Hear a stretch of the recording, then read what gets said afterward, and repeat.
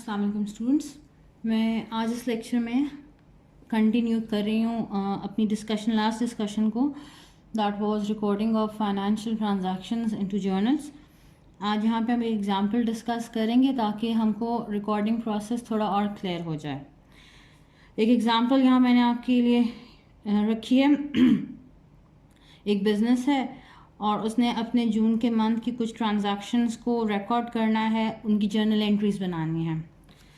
Question अगर हम transactions read करें, in June 2001 Pat Campbell organised a corporation to provide crop dusting services. Transactions during the month of June were as follows. June के month की transaction है। First June, Campbell deposited 60,000 cash in a bank account in the name of business. June 2nd, purchased crop dusting aircraft for $. Itna made a 40,000 cash down payment and issued a notes payable for remaining balance and so on. तो आज हम इस question को देख के इसकी journal entries pass करते हैं ताकि हमारी प्रैक्टिस हो जाए, हमें रिकॉर्डिंग प्रोसेस समझ में आ जाए। अब पहली ट्रांजैक्शन है 1 जून की। कैम्बल जो ओनर है deposited 60,000 cash in a bank account in the name of a business. यहाँ पे मैं एनालिसिस के लिए अलग से पेज पे एनालिसिस नहीं करती हूँ, आसानी के लिए यहाँ साइड पे मैं रफ वर्क में एनालिसिस ट्रांजैक्शन का शॉर्ट सा करती हूँ, क्योंकि क्वेश्चन अटेम्प्ट करते टाइम अब हमारे पास इतना टाइम नहीं होगा कि हम एनालिसिस अलग से करें पहले और उसके बाद उसको रिकॉर्ड करें, टाइम बहुत वेस्ट हो जाएगा। With practice we need to learn how to quickly record the transaction. Paper के पॉइंट ऑफ व्यू से बात करती हूँ मैं, ठीक है ना। तो पहली ट्रांजैक्शन यहाँ पे हमारे पास कहती है कि Campbell deposited 60,000 cash in a bank account in name of a business. तो हुआ क्या कि बिजनेस ने कैश, बिजनेस के पास इंक्रीज हुआ है कितने से, 60,000 का कैश बिजनेस के पास आया है क्योंकि ओनर की इन्वेस्टमेंट थी। तो साथ में कैपिटल भी इंक्रीज हुआ कितने से, इंक्रीज हुआ कितने से, 60,000 से। Cash is an asset and capital is an owners equity account. तो कैश ज़्यादा होता है, डेबिट करते हैं, ओनर्स इक्विटी ज़्यादा होती है, क्रेडिट करते हैं। क्लियर होगी बात। अब यही इन्फॉर्मेशन हमें जर्नल में एंट्री करनी है। पहले हम लिखते हैं डेट जून 1, पहले डेबिट फिर क्रेडिट। याद रखें यहाँ पहले डेबिट लिखते हैं फिर क्रेडिट। डेबिट क्या हो रहा था, कैश, कैश के सामने डेबिट के कॉलम में लिख दिया 60,000। क्रेडिट क्या हो रहा था, कैपिटल, कैपिटल, कैपिटल के कॉलम में उसके सामने हमने लिख दिया 60,000। अब यहाँ पे कुछ छोटी छोटी चीज़ें और भी याद रखने की ज़रूरत है। समटाइम्स हम जब ओनर का कैपिटल मेंशन करेंगे, कैपिटल अकाउंट लिखेंगे, तो हम क्या कर सकते हैं, इस कैपिटल के साथ ओनर का नाम लिख सकते हैं। कैपिटल के आगे मैं ओनर का नाम लिख देती हूँ। ये ज़्यादा ज़रूरी कब होता है, ये ज़्यादा इंपॉर्टेंस तब रखता है जब हमारे पास पार्टनरशिप बिजनेस हो। याद है ना, हमने पढ़ा था कि बिजनेस की डिफरेंट नेचर्स होती हैं, डिफरेंट टाइप्स होती हैं। Sole trader business, sole proprietor businesses होते हैं, पार्टनरशिप बिजनेसेस होते हैं और कंपनीज होती हैं। In case of a partnership business हमारे पास एक से ज़्यादा ओनर होते हैं। तो then we need to distinguish कि ये कैपिटल की इन्वेस्टमेंट किसकी तरफ से है। मिस्टर ए ने कैपिटल इन्वेस्ट किया है कि मिस्टर बी ने कैपिटल इन्वेस्ट किया है।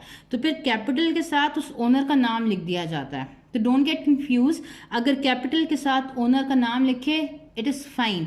ये ज़रूरी होता है, इंपॉर्टेंस रखता है, ताकि जब हम डिफ्रेंशिएट करना चाहें ओनर्स की इन्वेस्टमेंट को, normally when we have more than 1 owners, ठीक है। लेकिन अगर एक ही सिंगल ओनर है, खाली कैपिटल भी लिखो ठीक है, लेकिन टू बी मोर स्पेसिफिक हम कैपिटल के साथ क्या लिख सकते हैं, ओनर का नाम भी लिख सकते हैं।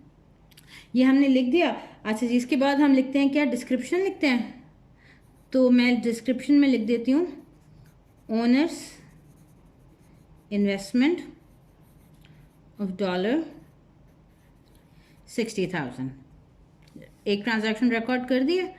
हम क्या करते हैं, यहाँ पे एक लाइन ड्रॉ करते हैं ताकि हमें पता चले हमने एक ट्रांजैक्शन रिकॉर्ड कर लिया है। अगली ट्रांजैक्शन देखते हैं, purchase crop dusting aircraft for इतने $, made a 40,000 cash down payment and issued a notes payable for remaining balance.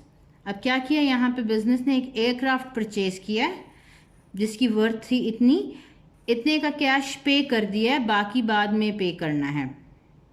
इतना कैश पे कर दिया है, बाकी कैश बाद में पे करना है। तो हम यहाँ पे क्या करेंगे, जून 2 की ट्रांजैक्शन है। एनालिसिस के लिए, अपनी अंडरस्टैंडिंग के लिए हम देखते हैं कि जी इस ट्रांजैक्शन में क्या हुआ। इस ट्रांजैक्शन में हुआ ये कि बिजनेस ने एयरक्राफ्ट जो कि एसेट है परचेज किया, ठीक है। उसके लिए कैश की पेमेंट की, कितनी पेमेंट की है, 40,000 की पेमेंट की है आउट ऑफ 2200,000, और बाकी रिमेनिंग का इशू किया नोट्स पेबल। अब यहाँ पे डायरेक्ट अवे नोट्स पेबल लिखा हुआ है, लाइबिलिटी है नोट्स पेबल। पेबल का लफ्ज़ जहाँ पे भी इस्तेमाल हो जाए समझ जाए लाइबिलिटी है। रिमेनिंग बैलेंस की लाइबिलिटी क्रिएट हो गया। कितने की लाइबिलिटी क्रिएट हुई है, 220,000 माइनस 40,000। इसमें से ये अमाउंट माइनस कर देंगे, जितना रिमेनिंग बैलेंस आएगा that will be our accounts payable value. 180,000 आ जाएगी रिमेनिंग वैल्यू। ठीक हो गया बात। अब यही इंफॉर्मेशन हमने यहाँ पे रिकॉर्ड करनी है। पहले हमने लिखा जून 2 डेट डाल दी, फिर लिखते हैं पहले डेबिट और फिर क्रेडिट। एयरक्राफ्ट ज़्यादा हुआ था, ख़रीदा है ना, पहले नहीं था, अब ये आ गया एसेट तो डेबिट। कैश पे किया क्रेडिट, लाइबिलिटी ज़्यादा हुई डेबिट, सॉरी लाइबिलिटी ज़्यादा हुई है तो क्रेडिट। पहले डेबिट लिखते हैं फिर क्रेडिट लिखते हैं। तो डेबिट हो रहा है एयरक्राफ्ट, तो मैं लिखती हूँ एयरक्राफ्ट, डेबिट के कॉलम में 220,000, ठीक होगी बात। और फिर उसके बाद क्रेडिट अमाउंट्स लिखते हैं। कैश कितने से डिक्रीज हुआ था, 40,000 से, तो कैश के सामने लिख दिया 40,000। और फिर नोट्स पेबल, ये NP stand for notes payable, मैं इसकी जगह NP यूज़ करी, नोट्स पेबल की जगह। लाइबिलिटी भी ज़्यादा हुई थी 180,000 से, तो हमने इसको लिख दिया आगे क्रेडिट के कॉलम में, क्योंकि ये दोनों अकाउंट क्रेडिट हो रहे थे। यहाँ डिस्क्रिप्शन लिखना है, परचेस्ड एयरक्राफ्ट ऑन क्रेडिट, मतलब सारे पैसे एकदम से नहीं पे किए हैं, कुछ अमाउंट क्रेडिट पे रह गई है। फिर 15 जून को build customer $8,320 for crop dusting services rendered during first half of the month। Customer को बिल भेजा है इतने का for services rendered during first half of the month. 15 जून को वो अपने कस्टमर को बिल भेज रहा है फॉर सर्विसेज जो 1 जून से लेके 15 जून तक उसने प्रोवाइड कर दी हैं, सर्विसेज दे दी हैं और अब बिल भेजा है। इस बिल भेजने का मतलब ये है कि कस्टमर को बाद में ये कैश रिसीव हो जाएगा।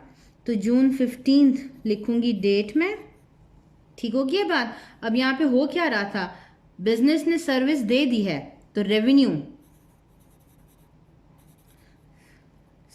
सर्विस रेवेन्यू जनरेट हुआ है, ज़्यादा हो जाएगा कितने से, $8,320 का रेवेन्यू बना है। अभी ये कैश बिजनेस ने रिसीव नहीं किया क्योंकि सिर्फ यहाँ लिखा है बिल बना के भेजा है, तो बिजनेस को ये पैसे बाद में रिसीव होना है। इसके लिए टर्म अकाउंट नेम हम यूज़ करते हैं अकाउंट रिसीवेबल। जो भी अमाउंट बाद में रिसीव होना है उसको कहते हैं रिसीवेबल, जो कि एसेट है, ज़्यादा हो गया है कितने से, $8,320 से। एसेट ज़्यादा हुआ डेबिट करते हैं, रेवेन्यू ज़्यादा हुआ क्रेडिट करते हैं। तो पहले डेबिट लिखना है अकाउंट्स रिसीवेबल, मैं AR यूज़ कर रही हूँ, an abbreviation for accounts receivable. Debit हुआ था, डेबिट के कॉलम में लिख देंगे 8,320। क्यों ये रिसीवेबल बना है, क्यों बिजनेस को ये पैसे बाद में रिसीव होने, क्योंकि बिजनेस ने सर्विसेज दी हैं, तो सर्विसेज रेवेन्यू, जो रेवेन्यू अकाउंट है ज़्यादा हो गया था तो क्रेडिट करेंगे बाय 8,320 से। यहाँ तक बात समझ में आती है। यहाँ पे भी आपने डिस्क्रिप्शन लिख देना है, business provided services to customer। फिर लाइन ड्रॉ करेंगे ताकि पता चल जाए कि ट्रांजैक्शन हमारी कंप्लीट हो चुकी है। फिर इसके बाद अगली ट्रांजैक्शन है जून 15, पेड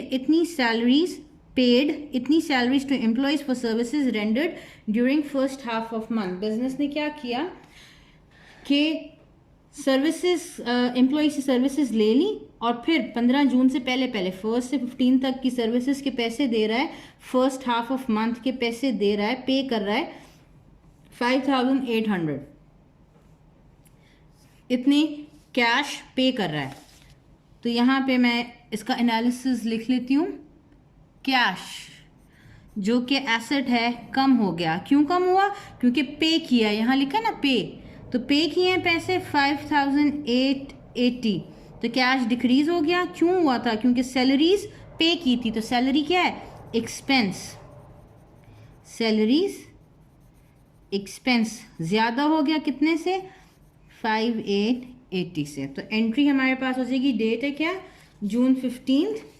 तो मैं यहाँ लिखूँगी डेट के कॉलम में जून 15, पहले डेबिट फिर क्रेडिट।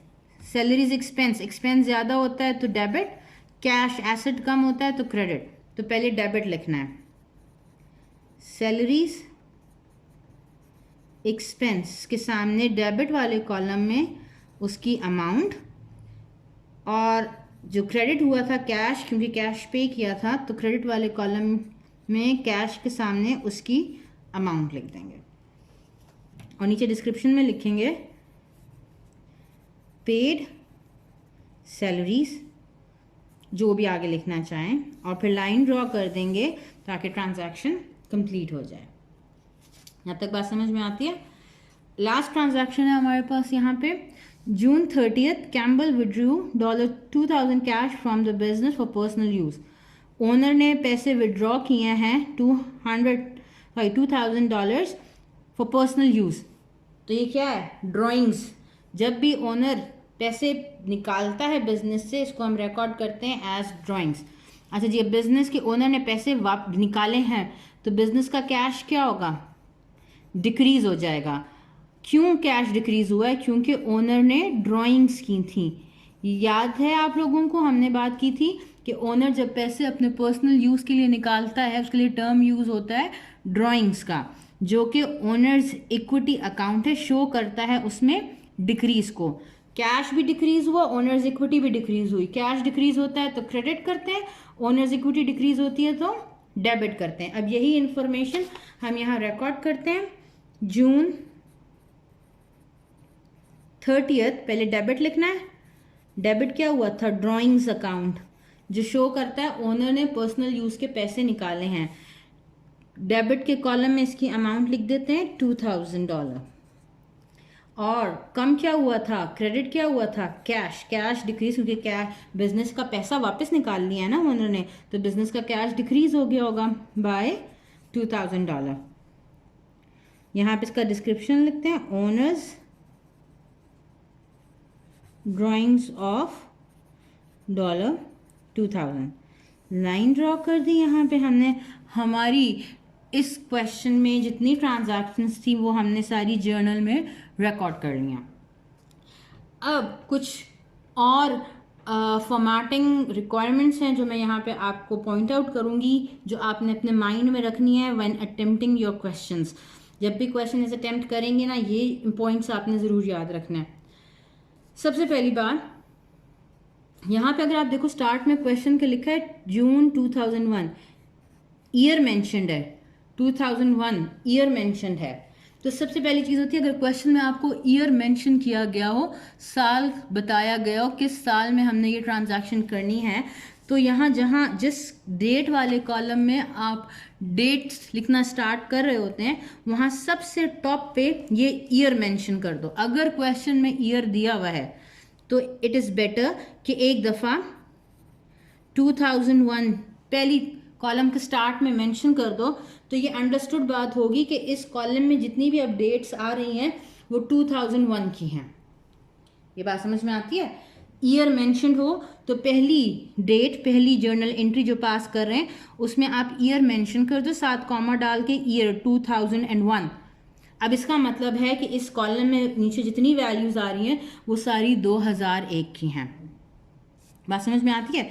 दूसरी रिक्वायरमेंट, यहाँ पर भी आप देखें, हम फाइनेंस में या फाइनेंशियल अकाउंटिंग में तमाम फाइनेंशियल डेटा लेते हैं, डॉलर्स में वैल्यूज़ हैं, डॉलर्स में वैल्यूज़ हैं। ये जितना, ये जो अमाउंट है ये डॉलर्स में है, तो we need to like record कि जी ये जो 860,000 है, 8,320 है, 2,000 है, ये सारी वैल्यूज़ डॉलर अमाउंट्स हैं। तो एक तो तरीका ये होता है कि आप इन तमाम अमाउंट्स के साथ डॉलर का साइन लगाओ, यहाँ पे भी डॉलर का साइन, यहाँ पे भी डॉलर का साइन, यहाँ पे भी डॉलर का साइन, यहाँ पे भी डॉलर का साइन। एक तरीका तो ये है। और आसानी के लिए आप क्या कर सकते हो, इन दोनों कॉलम्स के टॉप पे, कॉलम के टॉप पे डॉलर का साइन लगा दो, तो अंडरस्टूड बात है कि इस कॉलम में जितनी वैल्यूज़ हैं वो डॉलर की वैल्यूज़ हैं। अगर कॉलम के टॉप पे आप डॉलर का साइन नहीं लगाओगे तो फिर आपने इन हर अमाउंट्स के साथ डॉलर का साइन लगाना ज़रूरी है। बात समझ में आती है? एंड द लास्ट थिंग, जब आप एक क्वेश्चन कंप्लीट कर लो, जर्नल एंट्रीज पास कर लो, तो आपने इन डेबिट और क्रेडिट वाले कॉलम का टोटल सम फाइंड आउट करना है। इन वैल्यूज़ को ऐड करके इनका सम आपने लिखना है यहाँ एंड पे। इन वैल्यूज़ का क्रेडिट वाले कॉलम में जितनी वैल्यूज़ हैं उनका सम फाइंड करके लिखना है आपने इसके एंड पे। इस सम को डबल अंडरलाइन करना ज़रूरी है। जब डेबिट के कॉलम को ऐड अप कर दें और क्रेडिट के कॉलम को भी ऐड करके दोनों का सम नीचे लिख देंगे तो जितना सम आएगा उसको डबल अंडरलाइन करना मस्ट है, ज़रूरी है। और याद रखें, sum of debit side will always be equal to sum of credit. इस कॉलम का सम हमेशा इक्वल होगा इस कॉलम के सम के। ये जो एंड पे हमने सम कैलकुलेट किया है ये हमेशा इक्वल वैल्यूज़ आएंगी। अगर इक्वल वैल्यूज़ नहीं आ रही हैं तो इसका मतलब है आपने ये डेटा रिकॉर्ड करते टाइम, जर्नल एंट्रीज पास करते टाइम कोई गड़बड़ की है, कोई गलती की है। तो याद रखें कि इन दोनों कॉलम्स का जो सम है वो आपके पास इक्वल आना ज़रूरी है। ये बात क्लियर होती है? अब अगर मैं आपको यहाँ पे जर्नल एंट्रीज का एक ओवरऑल फॉर्मेट व्यू बता दूँ तो जी हमारे पास जर्नल एंट्रीज आ रही हैं कुछ इस तरह से। हमारे पास जो जर्नल एंट्रीज आएंगी उनका फॉर्मेट होगा कुछ इस तरह से। मैं ये साइड पे एनालिसिस वाला पार्ट छुपा दिया, ठीक है ना। ये आपका जर्नल है, ये आपका जर्नल है। पहला कॉलम डेट का, फिर पर्टिकुलर या अकाउंट का, फिर अमाउंट्स हैं। इन अमाउंट्स में डेबिट अमाउंट्स हैं कुछ और कुछ क्रेडिट अमाउंट्स हैं। आप 1 बाय 1 ट्रांजैक्शन को क्वेश्चन में से पढ़ते हो और एक एक ट्रांजैक्शन को रिकॉर्ड करते हो। एक ट्रांजैक्शन रिकॉर्ड हो जाएगी, एक लाइन ड्रॉ करके अगली ट्रांजैक्शन को रिकॉर्ड करते हैं, फिर लाइन ड्रॉ करते हैं, फिर थर्ड ट्रांजैक्शन को रिकॉर्ड करते हैं, फिर लाइन ड्रॉ करके fourth transaction and so on. बात समझ में आ गई? डेट वाले कॉलम में क्वेश्चन में आपको डेट्स मेंशन होती हैं। उस डेट वाले कॉलम में अगर क्वेश्चन में ईयर गिवन है तो वो ईयर पहली ट्रांजैक्शन के साथ लिख दो, समझ में आ जाएगी कि आगे यही ट्रांजैक्शंस कंटिन्यू हो रही हैं। क्लियर होगी बात? ये जो अमाउंट्स लिख रहे हैं यहाँ पे, ये क्योंकि डॉलर्स में अमाउंट क्वेश्चन में है तो कॉलम के टॉप पे डॉलर का साइन लगा दो। अगर ये अमाउंट्स रुपीज़, लास्ट टाइम हो सकता है क्वेश्चन में रुपीज़ में लिखा हो, तो यहाँ टॉप पे रुपीज़ मतलब RS लिख दोगे। अगर पाउंड्स हैं तो यहाँ पे पाउंड्स का साइन आप यूज़ कर लोगे। बात समझ में आती है? जो भी करेंसी का साइन हो वो आपने टॉप वाले कॉलम में दोनों जगह पे लिख देना है। एंड फोर्थ थिंग, जब आप क्वेश्चन कंप्लीट कर लोगे एंड पे इस डेबिट वाले कॉलम का सम फाइंड करोगे और क्रेडिट वाले कॉलम का सम फाइंड करोगे। और याद रखो, sum of debit side will always be equal to sum of credit side. ये बात समझ में आती है? क्लियर होता है? अब हम इसी क्वेश्चन को आगे कंटिन्यू करेंगे to understand the next step of accounting. Accounting का जो नेक्स्ट स्टेप है उसको समझने की कोशिश करेंगे। अच्छा जी, एक और बात, ये हमने जो साइट्स पे एनालिसिस अपनी अंडरस्टैंडिंग के लिए किया था ना, अगर क्वेश्चन में क्लियर कट आपसे ना कहा जाए कि ट्रांजैक्शंस का एनालिसिस दें और फिर रिकॉर्ड करें, अगर ऐसी स्टेटमेंट है analyse and record financial transactions, तो ये एनालिसिस नीट वर्क में करना है। क्वेश्चन जब स्टार्ट करेंगे पहले पेज पे ये एनालिसिस दे देंगे, फिर जर्नल एंट्री पास कर देंगे। लेकिन अगर क्वेश्चन में सिर्फ लिखा हुआ हो कि पास जर्नल एंट्रीज और रिकॉर्ड फॉलोइंग ट्रांजैक्शंस, तो इसका मतलब है फिर इस काम को एनालिसिस की ज़रूरत नहीं है। एज सच आप ये एनालिसिस नहीं करोगे, इसको रफ वर्क में करना, एक एक्स्ट्रा शीट पे, एक रफ पेज पे ये एनालिसिस अपनी अंडरस्टैंडिंग के लिए कर लें, और फिर मेन क्वेश्चन में आपने जर्नल एंट्री पास करनी है। जर्नल एंट्री ये सारा काम है आपका। यहाँ तक बात समझ में आती है? अब हम चलते हैं नेक्स्ट स्टेप ऑफ अकाउंटिंग की तरफ, that is classification of financial data. Third step of accounting होती है क्लासिफिकेशन ऑफ फाइनेंशियल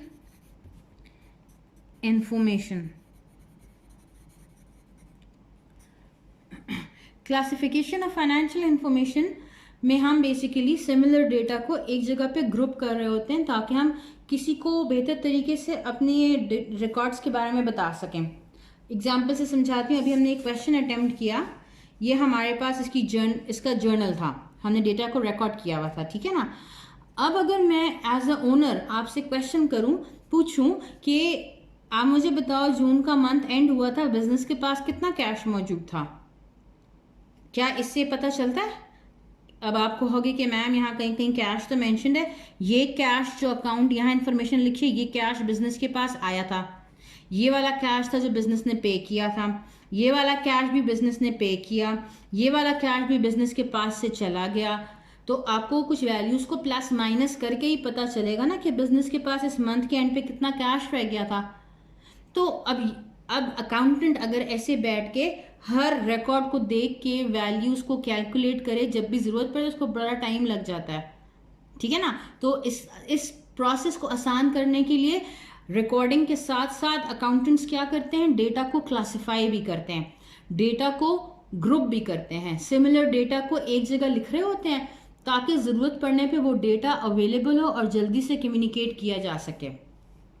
ये जो क्लासिफिकेशन का काम होता है ये एक ख़ास डॉक्यूमेंट में, एक ख़ास फॉर्मेट में किया जाता है जिसको हम कहते हैं लेजर्स, LEDGERS, लेजर्स। लेजर्स में डेटा को, सिमिलर डेटा को ग्रुप किया जाता है, एक जगह लिखा जाता है। जिस तरह जर्नल का अपना फॉर्मेट है उसी तरह लेजर्स का भी अपना फॉर्मेट है। लेजर्स का भी अपना फॉर्मेट है। एक लेजर को किस तरह बनाया जाता है, सिंपली लेजर को ड्रॉ करने के लिए हमारे पास बेसिकली वही टेबुलर फॉर्म में लेजर बनाए जाते हैं, टेबल की फॉर्म में लेजर बनाया जाता है। जब भी लेजर बनाया जाएगा सबसे टॉप पे लेजर का नाम होगा। इसमें हमारे पास दो मेजर कॉलम होते हैं, दो मेजर साइड्स होती हैं। एक साइड होती है डेबिट साइड, एक साइड होती है क्रेडिट साइड। याद रख लें लेजर्स में ये साइड, लेफ्ट साइड हमेशा डेबिट को रिप्रेजेंट करती है, लेजर्स में ये राइट साइड हमेशा क्रेडिट को रिप्रेजेंट करती है। लेजर्स में लेजर बनाते हैं तो मेन दो कॉलम होते हैं, एक कॉलम ये है, एक कॉलम ये है। लेफ्ट वाला कॉलम हमेशा रिप्रेजेंट करता है डेबिट को, राइट वाला कॉलम हमेशा रिप्रेजेंट करता है क्रेडिट को। फिर बता रही हूं, लेफ्ट वाला डेबिट, राइट वाला क्रेडिट। अब ये जो दो डेबिट और क्रेडिट कॉलम्स हैं इनको आगे फर्दर 3 कॉलम्स में डिवाइड किया जाता है। जिस तरह से जर्नल था, डेट, अकाउंट और अमाउंट। इसी तरह क्रेडिट साइड पे भी डेट होती है, अकाउंट होता है और अमाउंट होती है। मेन आपके पास दो कॉलम्स हैं, ये मैं आपको थोड़ा क्लियर करने के लिए बता रही हूँ। मेन दो कॉलम्स हैं, एक डेबिट वाला, एक क्रेडिट वाला। डेबिट साइड को फर्दर 3 कॉलम्स में डिवाइड किया जाता है, date, account and amount. Similarly credit वाले कॉलम को आगे 3 में डिवाइड किया जाता है, डेट, अकाउंट एंड अमाउंट। अब होता ये है, हम जर्नल एंट्रीज को अपने सामने रखते हैं, ये जर्नल एंट्रीज हैं, इनको हमने अपने सामने रख के इन जर्नल एंट्रीज से डेटा को उठा के क्लासिफाई करना है, ग्रुप करना है। तरीका इसका ये होता है, आसान सा तरीका बता रही हूँ। सबसे पहले आपने करना है, पहला अकाउंट नेम, जो जर्नल में आपके पास पहला अकाउंट नेम है ना कैश, वो लेना है। ये अकाउंट आपका एक लेजर क्रिएट करेगा, क्योंकि अब हमारे पास कैश यहाँ पे भी है, कैश यहाँ पे भी है, कैश यहाँ पे भी है, कैश अकाउंट यहाँ पे भी है। तो इस सारे डेटा को मैं एक जगह ग्रुप बना लेती हूँ, एक जगह ग्रुप कर लेती हूँ, एक लेजर क्रिएट कर लेती हूँ, एक ग्रुप बना लेती हूँ, एक लेजर क्रिएट कर लेती हूँ, और उस लेजर का नाम मैं यही रखूँगी जो इस अकाउंट का नाम है, कैश। तो मेरा पहला लेजर यहाँ पे बन जाएगा कैश। टॉप पे मैं इस लेजर का नाम लिख देती हूँ, कैश इज़ द लेजर। मैं कैश का लेजर बना रही हूँ, बात समझ में आती है। मैंने इन जर्नल एंट्रीज में से पहला अकाउंट उठाया, यहाँ कैश लिखा है ना, तो मैं पहला लेजर क्रिएट करती हूँ कैश के नाम से। फिर मैं देखती हूँ इन एंट्रीज में जहाँ जहाँ भी कैश का डेटा लिखा हुआ है, मैं एक जगह ग्रुप कर दूँ, इस लेजर में लिख के लेके आ जाऊँ, एक जगह जमा कर दूँ। ठीक होती है बात। अब लिखते कैसे हैं, देखें यहाँ पे कैश पहला क्या हो रहा है, डेबिट हो रहा है। कैश में के सामने डेबिट के कॉलम में 60,000 है ना, इसका मतलब है क्या कि कैश यहाँ पे क्या हो रहा था, डेबिट हो रहा था। तो ये 60,000 से कैश डेबिट हुआ। मैंने ये इंफॉर्मेशन अब आगे ट्रांसफ़र करनी है इस लेजर में। तो मैं क्या करूँगी, कैश डेबिट हो रहा था अब 60,000 से, तो अब ये कैश की डेबिट साइड है, ये कैश की क्रेडिट साइड है। कैश जब जब डेबिट होगा वो इन्फॉर्मेशन यहाँ आनी चाहिए, कैश जब जब क्रेडिट हुआ वो इन्फॉर्मेशन यहाँ पे आनी चाहिए। तो कैश पहली दफ़ा डेबिट हुआ था कितने अमाउंट से, 60,000 से, तो मैं कैश की डेबिट की साइड पे लिखूंगी 60,000। डेट क्या थी, 1 जून थी, जून 1 लिख दी। ये कैश डेबिट क्यों हुआ था, कैश ज़्यादा क्यों हुआ था, क्योंकि कैपिटल इन्वेस्टमेंट आई थी फ्रॉम द ओनर। तो अब यहाँ पे इस जगह इस कॉलम में हम वो इन्फॉर्मेशन लिखते हैं कि ये कैश जो डेबिट हुआ या कैश जो इंक्रीज हुआ था वो किस वजह से हुआ था, किस अकाउंट की वजह से हुआ था। यहाँ पे कैश डेबिट हुआ था by 60,000 due to owners investment. तो इस ओनर इन्वेस्टमेंट को क्या कहते हैं, कैपिटल ऑफ कैम्बल। तो मैं यहाँ पे लिख देती हूँ कैपिटल ऑफ कैम्बल। बात समझ में आई है। फिर बता रही हूँ, कैश यहाँ डेबिट हुआ था, तो मैंने कैश का जो लेजर क्रिएट करना है, अब ये कैश की डेबिट साइड है, ये कैश की डेबिट साइड है, ये कैश की क्रेडिट साइड है। कैश डेबिट हुआ था बाय 60,000, तो मैंने कैश की डेबिट वाली साइड पे लिख दिया अमाउंट में 60,000। किस डेट को ये डेबिट हुआ था, जून 1 को हुआ था। क्यों हुआ था डेबिट, क्योंकि ओनर की इन्वेस्टमेंट आई थी, और ओनर की इन्वेस्टमेंट को हम कहते हैं कैपिटल ऑफ कैम्बल, या in other terms, simple terms में यहाँ पे कैश के जो ऑपोजिट साइड पे अकाउंट नेम यूज हो रहा होगा वो हमने यहाँ सिंपली यूज कर देना है। आगे देखते हैं, आगे यहाँ पे कहीं कैश है जी, यहाँ पे कैश है, ये कैश लिखा हुआ है। कैश यहाँ पे क्रेडिट हुआ था बाय 40,000। अब ये इन्फॉर्मेशन कैश के जर्नल में जानी चाहिए, बिल्कुल जानी चाहिए, लेकिन अब हुआ क्या, यहाँ पे 40,000 से कैश क्रेडिट हुआ है, तो ये 40,000 आना चाहिए कहाँ, क्रेडिट साइड पे आना चाहिए। कैश की क्रेडिट साइड पे मैंने अमाउंट लिख दिया 40,000। ये किस डेट को काम हुआ था, जून 2, तो यहाँ हम लिखते हैं जून 2। और ये क्यों क्रेडिट हुआ था, क्यों कैश कम हुआ था, क्योंकि हमने एयरक्राफ्ट की पेमेंट की थी। तो इस कैश की ऑपोजिट, ये कैश क्रेडिट हो रहा है ना, इसका ऑपोजिट होगा डेबिट। तो डेबिट साइड पे कौन सा अकाउंट है, एयरक्राफ्ट, तो मैंने यहाँ पे लिख दिया एयरक्राफ्ट। आगे देखें, यहाँ पे कहीं कैश नहीं है, फिर यहाँ पे कैश आ गया, यहाँ कैश आ गया जो क्रेडिट हो रहा है 5,880 से, तो दोबारा से ये इन्फॉर्मेशन क्रेडिट साइड पे आनी चाहिए 5,880।